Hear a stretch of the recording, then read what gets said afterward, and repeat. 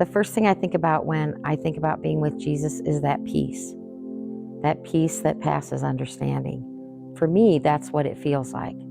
I just feel at peace, no matter what, even though sometimes things are crazy, and there are things that, things do happen, and sometimes it makes me upset or it gives me anxiety a little bit. But most of the time, I can stop and say, I tell myself, stop. Jesus is here. He has this. You need to step aside and give it to him. I talk to him about it. I tell him about everything. Every once in a while, I remind myself that he wants to hear about everything and that he will make our burden light. Sometimes I feel like I'm carrying a heavy burden, and I have to stop and think, well, wait, because he said that to come to him when you're weary, you're tired, and he'll make your burden light. I have to really believe that, and I have to let him do that. And he does. He always shows up. I can tell you that for sure, that he always shows up. It's not always easy. But when you know you're not alone, it does make it easier.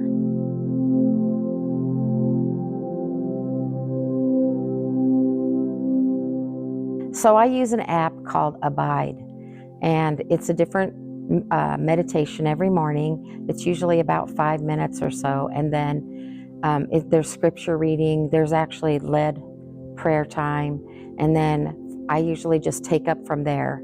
And then I always start by thanking him for the day and asking for his protection and his guidance throughout the day.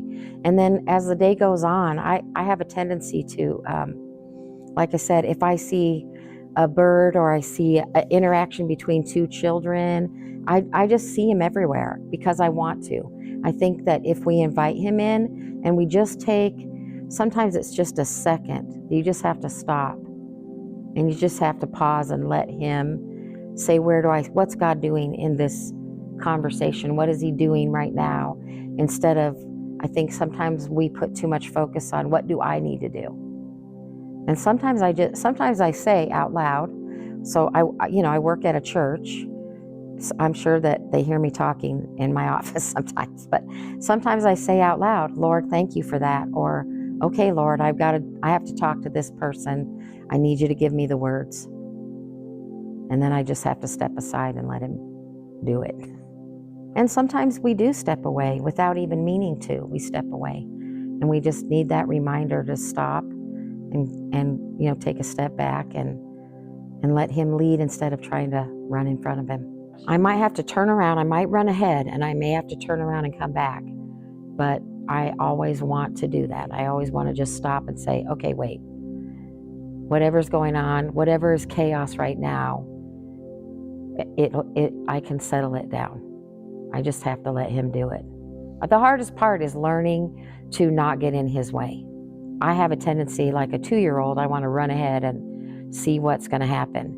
And I've had to learn to just stop and let him catch up, kind of. Let him get in front instead of me trying to lead him. He knows that we're going to run ahead sometimes. He knows that we're going to argue with him sometimes about something, but he's there, and it's okay, and he will welcome us back. That's the wonderful thing, that he welcomes us back, just like you would a small child. If they run ahead or they do something, you bring them back, and they come back, and you hug them, and you say it's okay, and you move on.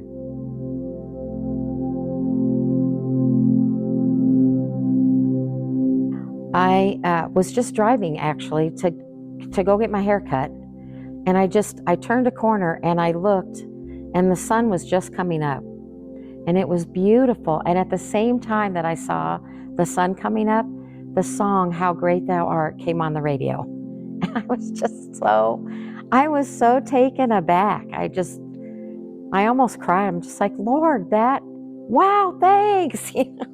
I felt like he was just saying, I'm here. And I'm good.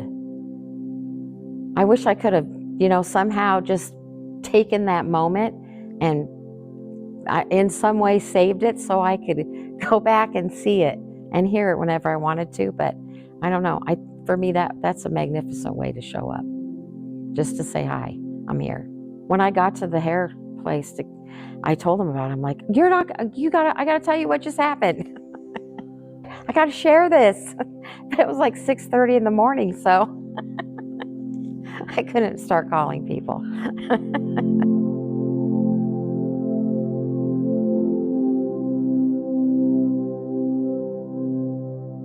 I would say, like any other friend or person that you want to get to know better, get to know him better. Read the Word. Talk, ask questions about him. Talk to him, because that's how you get close to somebody, is by getting to know them better and talking with them. It's definitely worth it. You definitely want to do this.